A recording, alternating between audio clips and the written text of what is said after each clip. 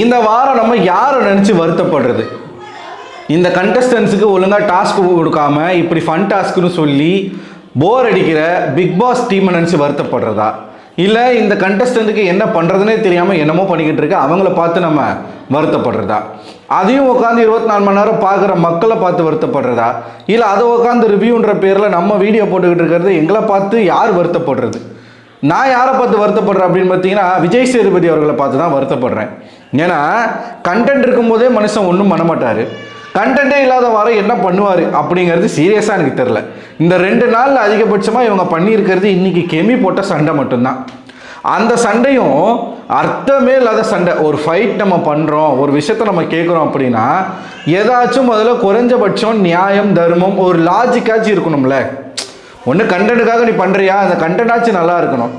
எதுக்காக இப்படி ஒரு அழுகை அப்படிங்கிறது எனக்கு சீரியஸாகவே புரியலை. 2 ப்ரோமோ 3 ப்ரோமோ போட்டாங்க அந்த ஒரு சண்டையை வச்சு. ஹாட் ஸ்டார் ஜியோவில் 2ம், நம்ம விஜய் டிவியில் 3rd ப்ரோமோ. ஒரு கத்திரிக்காய்க்காக ஒரு பஞ்சாயத்தாயா அப்படிங்கிற மாதிரி தான் நமக்கு பார்க்கும்போது இருந்துச்சு. தயவுசெய்து இந்த டாஸ்க்கை இன்னோட முடிச்சிருங்க அப்படின்ற மாதிரியும் தோணுது. ஏன்னா இன்னும் நாளைக்கு வரைக்கும் என்னத்தான் பண்ணுவாங்க இதை வச்சு வளர்த்துக்கிட்டு. ஏங்க நல்லா ஒன்று புரிஞ்சுக்கோங்க, கெமி அவர்கள் இப்போ பண்ண ஒரு விஷயத்தில் சீரியஸாக அது ஒர்த்தா அப்படிங்கிறத நம்ம யோசிக்கணும். நேற்று கெமி அவர்கள் என்ன சொல்லியிருக்காங்க அப்படின்னு பார்த்தீங்கன்னா, காரமாக எனக்கு சமைக்காதீங்க, என்னால் ரொம்ப காரமாக சாப்பிட முடியாது, என் உடம்புக்கு ஒத்துக்காது, எனக்கு அலர்ஜி அப்படிங்கிற மாதிரி கெமி அவர்கள் நேற்று ஏதோ சமையலில் காரமாக செஞ்சுருக்காங்க போல் அதை கம்ப்ளைண்ட்டாக வச்சுருக்கிறாங்க. கம்ப்ளைண்ட்டாக வச்ச உடனே என்ன ஆகிட்டுருக்கு அப்படின்னு பார்த்தீங்கன்னா, சரி ஓகே கெமிக்கு காரமாக சாப்பிட முடியாது போல், நம்ம அதை நெக்ஸ்ட் டைமில் இருந்து கேர்ஃபுல்லாக பார்த்துப்போன்னு சொல்லிட்டு ஏற்கனவே குக்கிங் டீமுக்கு பாயிண்ட்டும் கிடைக்கல, ஒன்றும் கிடைக்கல. இருக்கிற 3 டீம்லேயே ரொம்ப முக்கியமான டீம் குக்கிங் டீம் தான் அப்படின்ற ஒரு பேர் எடுத்து வச்சுருக்காங்க. இன்றைக்கி என்ன நடக்குது கட் பண்ணி அப்படி இன்றைக்கி வந்தீங்க அப்படின்னா, கானா வினோத் அவர்கள் இப்போ குக்கிங் டீமுக்கு ஒரு டாஸ்க் என்னன்னா ஸ்லேட் வச்சுருக்காங்க. அங்கே அந்த ஸ்லேட்டில் யார் எதை கேட்டாலும் அவங்க சமைச்சு கொடுக்கணும் போல். ஸோ கானா வினோத் அவர்கள் ஒரு பொரியல் செஞ்சு கேட்டிருக்காப்படி, நல்லா காரமாக அவர் ஸ்பைஸாக சாப்பிடுவாரா, அதனால் காரமாக செஞ்சு கேட்டிருக்காப்படி. சரின்னு சொல்லிட்டு இவங்களும் டாஸ்க்குக்காக கத்திரிக்காய் வச்சு ஏதோ ஒரு கூட்டு செஞ்சுருக்காங்க. ஏதோ பிரிஞ்சிலாம் செஞ்சுருக்காங்க, பிரியாணி வெஜ் பிரியாணி ரைட்டாலாம் செஞ்சுருக்காங்க போல். கத்திரிக்காய் வச்சு ஒரு கூட்டு மாதிரி பண்ணியிருக்காங்க. அது ஸ்பைஸாக பண்ணியிருக்காங்க ஃபார் கானா வினோத். ஓகேவா, டாஸ்க்குக்காக பண்ணியிருக்காங்க.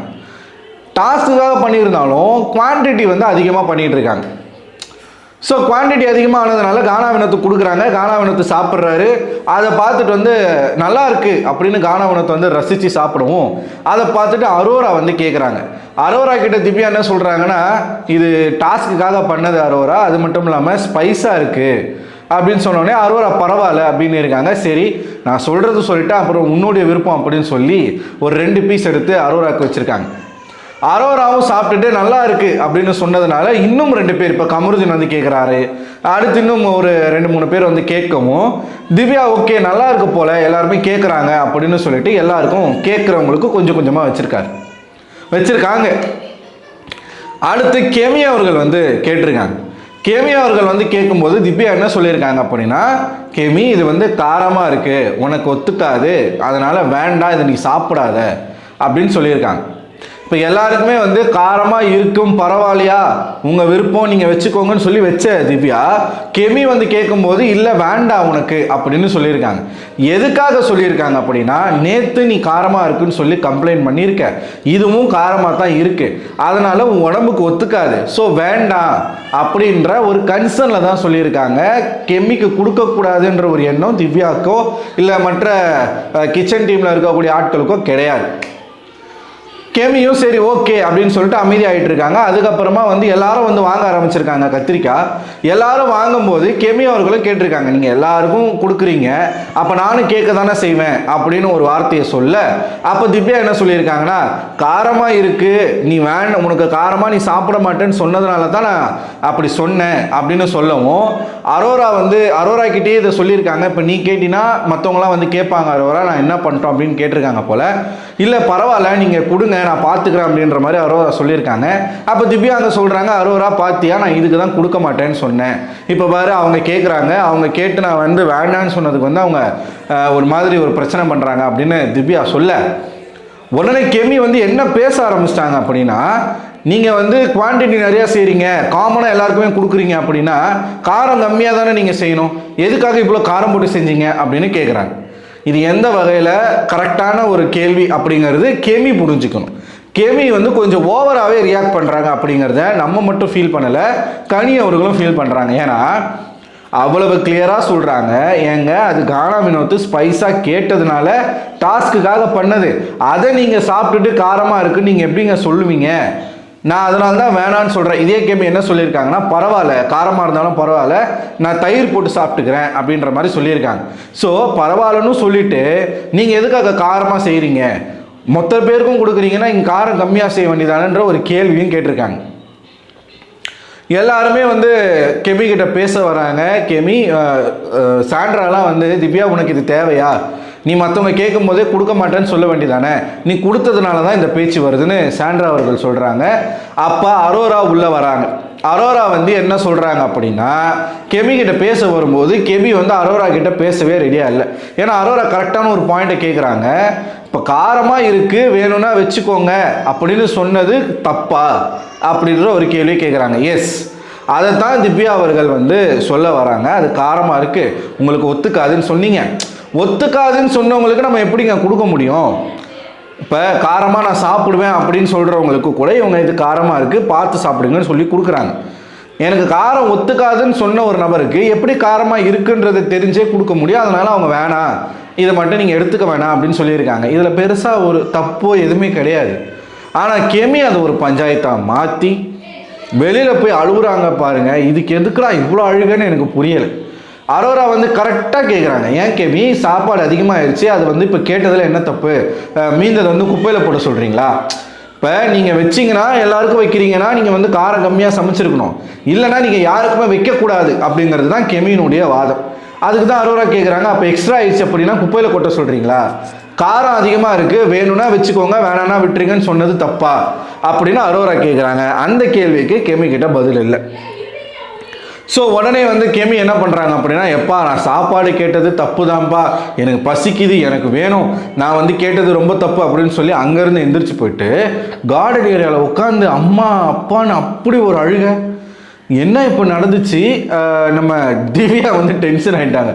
இப்போ என்ன நடந்துச்சு, எதுக்கு இப்போ ஒப்பாரி வைக்கிற மாதிரி அவள் அழுதுகிட்டு இருக்கா, எப்பா எனக்கு இந்த கிச்சன் டீமே வேணாம்பா, இனிமேல் யார் தலையாக வந்தாலும் நான் கிச்சன் டீமுக்கு வரவே மாட்டேன் அப்படின்னு சாண்ட்ராவும் திவ்யாவும் சொல்கிறாங்க.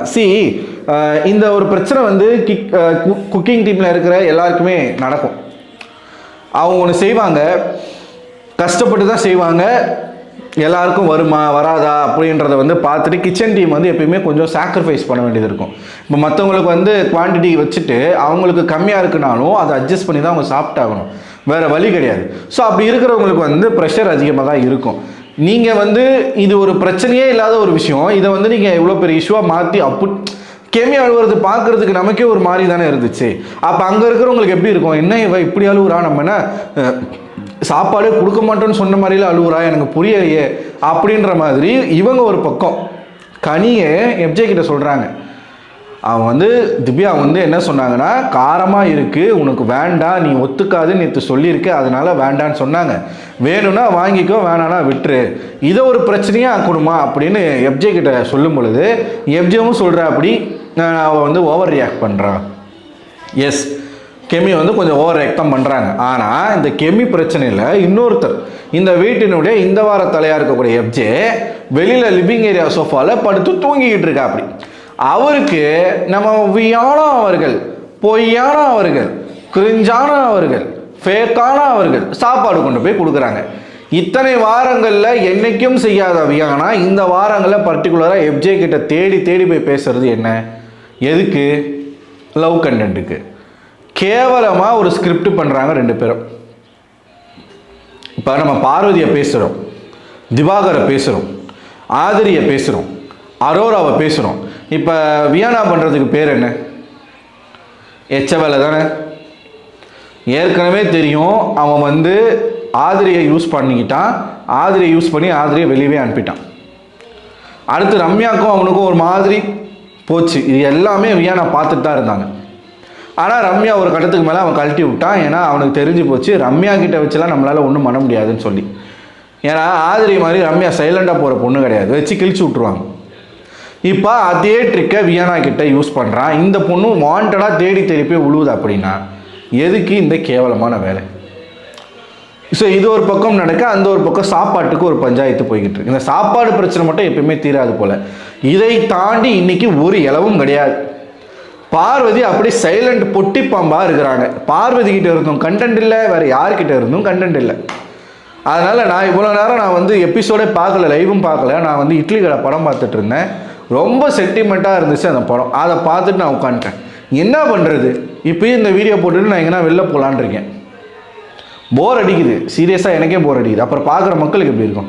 ஸோ நீங்கள் என்ன நினைக்கிறீங்க? இப்போ கெமி பண்ண இந்த விஷயத்தை பார்க்கும்பொழுது உங்களுக்கு என்ன தோணுது? உங்களோட கருத்துக்களை மறக்காமல் கமெண்ட் பாக்ஸில் கமெண்ட் பண்ணுங்கள். அடுத்த ஒரு வீடியோவில் உங்களை சந்திக்கிறேன். அதுவரை உங்களிடம் வருது விடைபெறுவது நான் அரவிந்தன்.